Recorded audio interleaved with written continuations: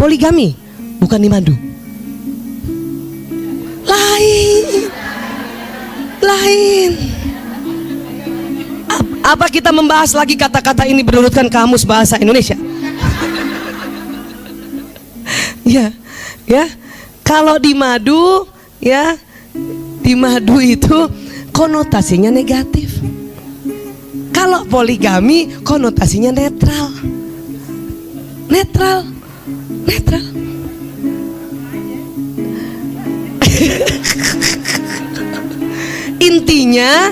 Intinya rela berbagi intinya. Tapi ibu dengar ya, ini kebetulan ya, beberapa tahun ini saya terus belajar tentang neuroscience. Punten ya, maaf ya. Ternyata otak perempuan itu sesungguhnya, ini saya harus buka ya, supaya kita tidak melecehkan syariat kita yang membolehkan poligami. Ternyata otak perempuan ya itu bersedia sharing atau berbagi. Iya, coba ibu bersedia berbagi nggak dengan anak-anak kalau ada makanan? Nah itu maksudnya.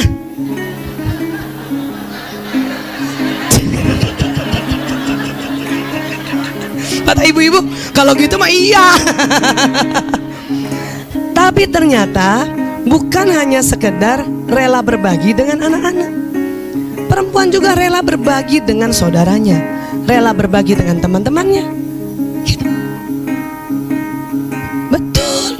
Makanya syariat kita membolehkan poligami. Allah tahu persis, Allah sang pencipta kita, ya.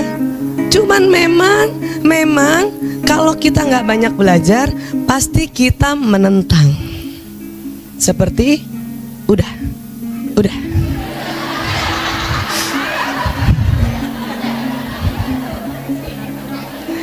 Itu kurang belajar. Paham ibu ya? Udah bu. Udah. Kurang belajar tuh. Saya sendiri merasakan di titik masuk usia menopause, ya, ada rela berbagi. Itu aneh ya. Kenapa? Karena masih ingat teori kita, otak laki-laki ada namanya, otak manusia ini baik laki perempuan ada persis di tengah, namanya hipotalamus. Boleh minta bantu? Bisa? Ya, hipotalamus ingat ya, yang di tengah sini ya. Hipotalamus laki-laki kan 2,5 kali lebih besar dari perempuan ya. Nah, hipotalamus itu tugasnya atau fungsinya satu, menjaga keamanan. Menjaga keamanan dirinya, keamanan istrinya, anaknya, keluarganya, keamanan ekonomi. Bahkan ya, suami yang tugasnya untuk bekerja negara juga menjaga keamanan negara. Ya, itu. Namun hipotalamus juga fungsinya adalah ya untuk makan dan minum. Oke. Kalau laki-laki besarnya 2,5 kali dari perempuan, berarti siapa yang lebih cepat lapar dan haus? Laki-laki. Maka biasanya laki-laki ya seneng banget kalau istrinya memenuhi kebutuhan itu, makan minum. Waktu itu pernah saya ceritakan, pantang nasehatin anak laki dalam keadaan dia lapar. Bu, ingat ya. Dan kalau suami pulang biarpun tengah malam, kata-kata yang paling indah dan pas di otaknya adalah, sudah makan ya? Abi udah makan? Walaupun kita tahu dia udah makan, tanya aja supaya untuk kebutuhan ini otak nih. Paham ya bu? Kadang saya juga gitu, jam datang dia jam pulang jam 2. Udah makan ya? Udah. Alhamdulillah. Jam 2 udah makan ya? Belum.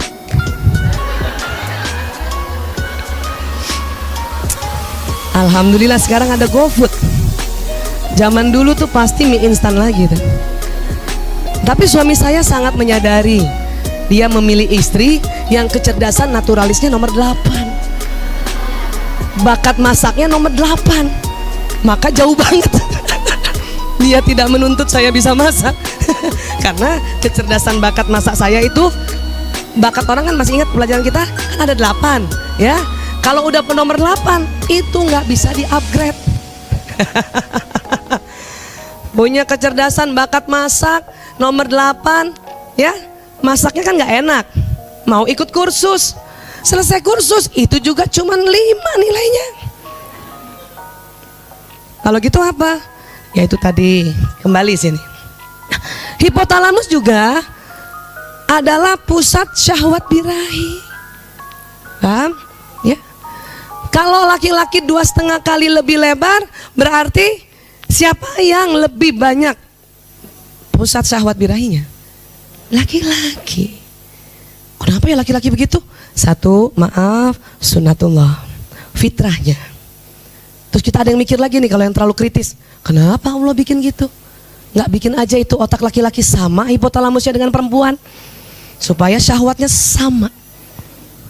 Bu, ibu mau suaminya yang jaga ibu atau ibu yang jaga suami? Nih tanya dulu nih. Ya, karena tugas suami jaga kita lebih besar, ya, makanya Allah buat ini besar. Paham ya, Bu? Iya. Tapi otomatis juga syahwat birahinya besar. Kenapa? Ada kaitannya? Nggak ada. Apa?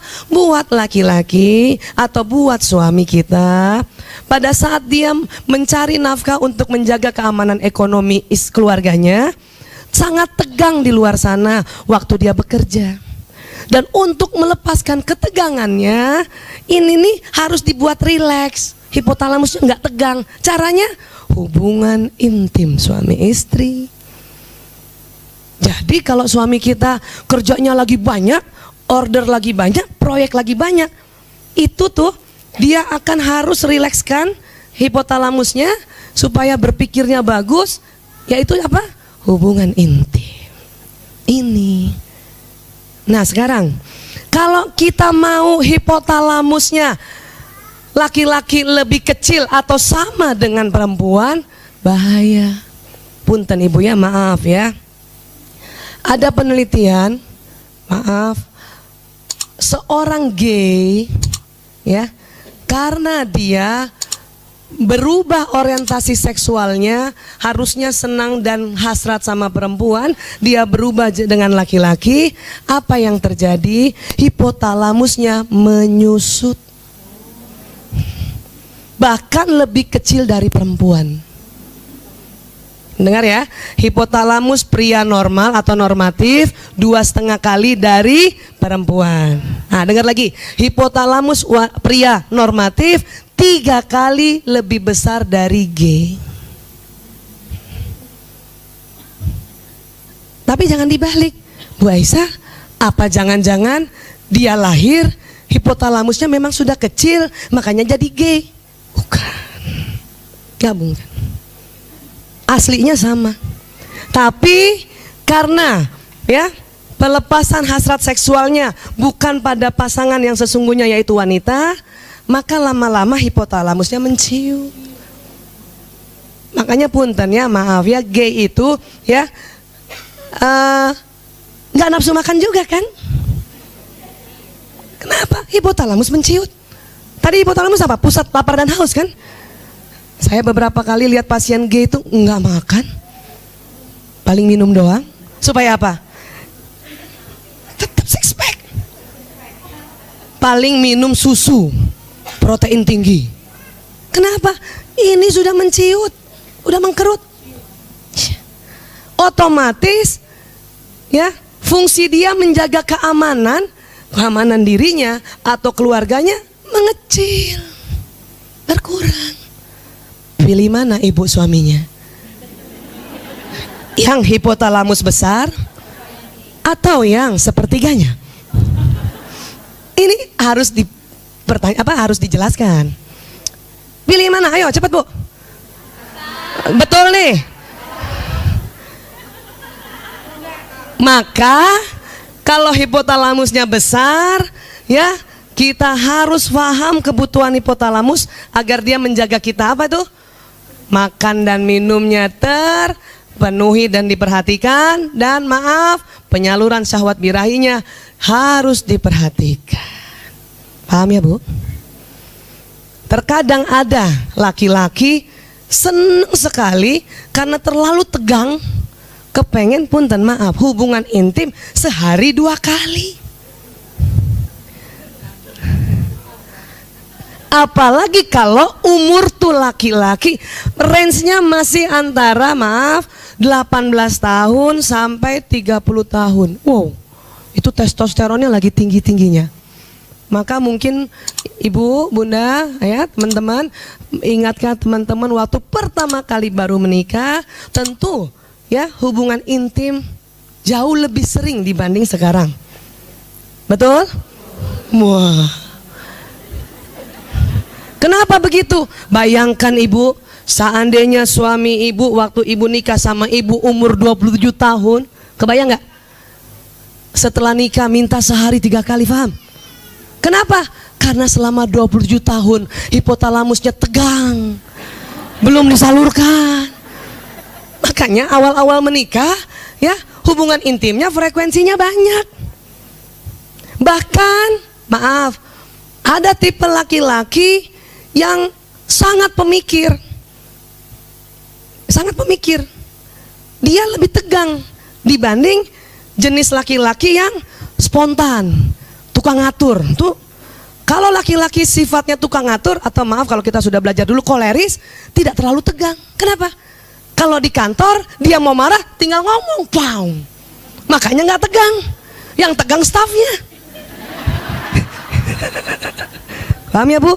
Nah, tetapi apabila laki-laki suami ini tipenya yang pemikir, nggak banyak bicara, dia setiap di kantor tugasnya adalah berpikir, konsep-konsep, planning-planning, ya, itu ketegangannya lebih tinggi dibanding laki-laki yang jenisnya blak-blakan.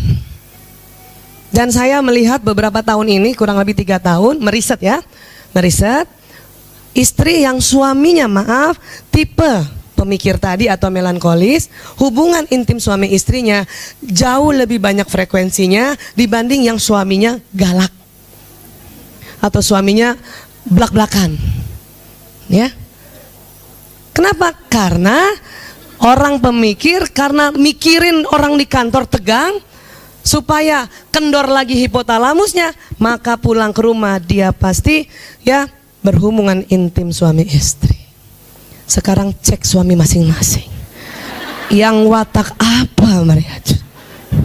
Saya beri masukan buat teman-teman, sahabat-sahabatku yang suaminya tipe pemikir atau melankolis, baik melankolis koleris, melankolis plekmatis, please siapkan diri untuk melayaninya lebih banyak frekuensinya.